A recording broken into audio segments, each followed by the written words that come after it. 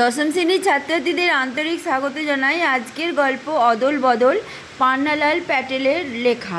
দেখো, পান্নালাল প্যাটেল সম্বন্ধে কয়েকটি কথা। লেখক সম্বন্ধে, লেখক হিসেবে পান্নালাল প্যাটেল অত্যন্ত প্রতিভার অধিকারী ছিলেন, বহুদর্শী প্রতিভার অধিকারী ছিলেন। সাধারণ মানুষের কথা সাধারণভাবেই বলেছেন তিনি। গল্পটা পড়লেই বুঝতে পারবে, কোনো কঠিন শব্দ তিনি প্রয়োগ করেননি। তার ভাষা অত্যন্ত আন্তরিক এবং যেটা হচ্ছে হৃদয় বেশ ছুঁয়ে যায় এমন ভাষা।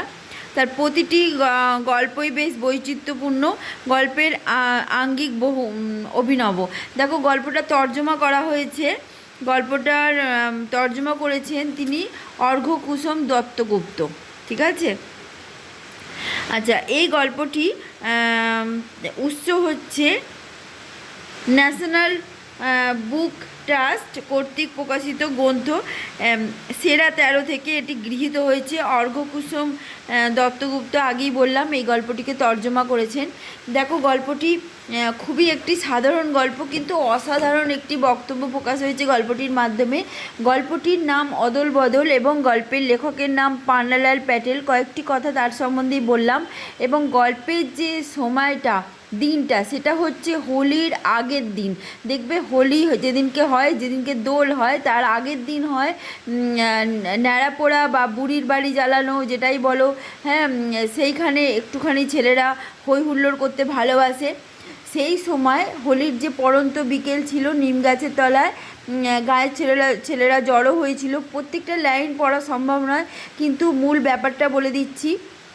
এখানে দুজনের কথা বলা হয়েছে, অমৃত এবং ইসাব। নামটা শুনেই বুঝতে পারছো, অমৃত হিন্দু ছিল, ইসাব ছিল মুসলিম, কিন্তু তারা একে অপরের প্রতিবেশী এবং দুজনেই, সবচেয়ে বড় কথা, দুজনে ছিল বন্ধু। ঠিক আছে। এবং অমৃতের বাবা মা সবাই ছিলেন, এবং কিন্তু ইসাবের মা ছিল না। ইসাবের মা ছিল না। দেখো, প্রথম পাতাতেই এখানে বলে দিয়েছে অমৃতের বাবা মা আর 3 ভাই আছে, ইসাবের কাছে শুধু বাবা। এবং এই ইসাব এবং অমৃত দুজনে মিলে হোলির আগের দিনকে তারা রাস্তায় বেরিয়েছে। সেই সময় তার একটু আগের ঘটনা লেখক বলে দিচ্ছেন যে ইসাবের মতন একটি জামার বায়না করেছিল অমৃত, এবং অমৃতের মা সেটা দিতে চাইছিল না। দেখো, অমৃত সত্যি তার বাবা মাকে খুব জ্বালিয়েছিল এবং জামাটা দিতে চাইছিল না। কিন্তু সেই সময় অমৃত মাকে বেকায়দায় ফেলার জন্য কি করেছে, না খেয়ে ইসাবদের গোয়াল ঘরে গিয়ে আশ্রয় নেয়। এবং সেখানে মা তাকে মেরেও ছিল, বকেও ছিল, কিন্তু তাও সে শোনে না। জামাটা সে নেবেই, এরকমই একটা ফতেয়া জারি করে। তারপরে বাধ্য হয়ে অমৃতের মা জামাটা কিনে দেন। সেই জামা পরেই তারা দোলের আগের দিনকে অমৃত আর ইসাব বাইরে বেরিয়েছিল।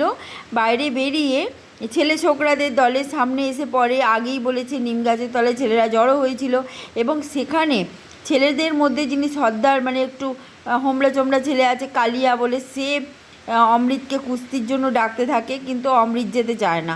তারপরে ইসাব অমৃতকে তখন নানানভাবে বিরক্ত করতে থাকে, কিন্তু তখন ইসাব রেগে গিয়ে কালিয়ার সঙ্গে কুস্তি লড়তে থাকে, এবং লড়তে গিয়ে দেখা যায় তার জামাটা পকেটের কাছে 6 ইঞ্চি ছিঁড়ে যায়। ঠিক আছে। কিন্তু ইসাব এবং অমৃত তখন সেইখান থেকে চলে আসে, ভয় পেয়ে যায় জামাটা ছিঁড়ে গেছে বলে, কারণ ইসাবের বাবা মারবেন, ইসাবের বাবা বকবেন। এবং সেখানে অমৃত এটা বুঝতে পারে যে ইসাবের বাবা যখন ইসাবকে মারবেন, তখন তাকে বাঁচানোর জন্য কিন্তু তার মা নেই, কারণ ইসাবের মা জীবিত নেই। তাহলে ইসাবকে কে বাঁচাবে বাবার মার থেকে? ইসাব জানে যে তার মা তাকে বাঁচাতে আসবেন না, মা নেই। অমৃত কিন্তু এটা বুঝতে পারে যে অমৃত যখন তার বাবার থেকে মার খেত, তখন তার মা এসে কিন্তু বাঁচাতো। মায়ের হাতের মার কিন্তু অতটা জোরে লাগে না যতটা বাবার হাতের মার খেয়ে কষ্ট হয়। সেই কারণে সে তখন ঠিক করে যে নিজের জামাটা ইসাবকে দিয়ে দেবে। দেখো, এর আগেই বলা হয়েছে, অনেক কেঁদে কেটে বায়না করে না খেয়ে গোয়াল ঘরে দিন রাত কাটিয়ে অমৃত মানে জামাটা আদায় করেছিল তার মায়ের কাছ থেকে। তা সত্ত্বেও বন্ধুকে মারের হাত থেকে বাঁচাতে সে নিজের সেই জামাটা, সবচেয়ে প্রিয় জামাটা, যেটার জন্য সে এতটা লড়াই করলো, সেই জামাটা কিন্তু সে খুলে ইসাবকে দিয়ে দেয় এবং বলে যে তার তো মা নেই, সে বাঁচানোর জন্য তো মা ছুটে আসবে না, তার অমৃতের মা আছে, অমৃতের মা বাঁচিয়ে দেবেন, ঠিক আছে, বাবার হাত থেকে। এবং বাড়িতে ফিরে দেখে যে তখন অমৃতের বুক ঢিপ ঢিপ করে, মাকে গিয়ে সব কথা বলে, মা কিন্তু কিছু বলেন না, জামাটা ধস্তাধস্তিতে ছিঁড়ে গেছে এটা মনে করেই তিনি সুতো দিয়ে জামাটাকে রিফু করে দেন এবং এতে দুজনেরই ভয় কেটে গেল। কিন্তু ঘটনাটা হলো এরপরে তাদের যে কথোপকথন সেটা কিন্তু ইসাবের বাবা শুনে ফেলেছিলেন। তিনি এটুকু বুঝতে পেরেছিলেন ওই 10 বছরের অমৃতের একটা মস্ত বড় উদার এবং ভালোবাসায় পরিপূর্ণ মন রয়েছে, যেটার মাধ্যমে সে অন্য ধর্মের মানুষ হওয়া সত্ত্বেও ইসাবকে একদম আত্মার আত্মীয় প্রাণের বন্ধু করে নিতে পেরেছে। নিজে মার খেয়েও বন্ধুকে মারের হাত থেকে বাঁচানোর জন্য নিজের জামা খুলে দিয়েছে এবং দিয়ে তার জামা সে পরেছে এবং বন্ধুকে মারের হাত থেকে বাঁচিয়েছে। এই যে এত উদারতা, এটা তখনই আসে যখন নিঃস্বার্থ ভালোবাসা থাকে। তাহলে সম্প্রদায়ের ঊর্ধ্বে উঠে এই নিঃস্বার্থ ভালোবাসা যখন কার্যকরী হয় তখন সেটা অবশ্যই প্রশংসার যোগ্য। এটাকেই বলে খাঁটি কথা, খাঁটি জিনিস। খাঁটি জিনিস সেটা হচ্ছে মানুষ, সর্বোচ্চ গুণ হচ্ছে মানুষের স্বার্থত্যাগ, ঠিক আছে, নিজের কথা না ভেবে পরের কথা ভাবা, এবং সেটা তখনই হবে যখন সে নিঃস্বার্থভাবে অন্যকে ভালোবাসতে পারবে।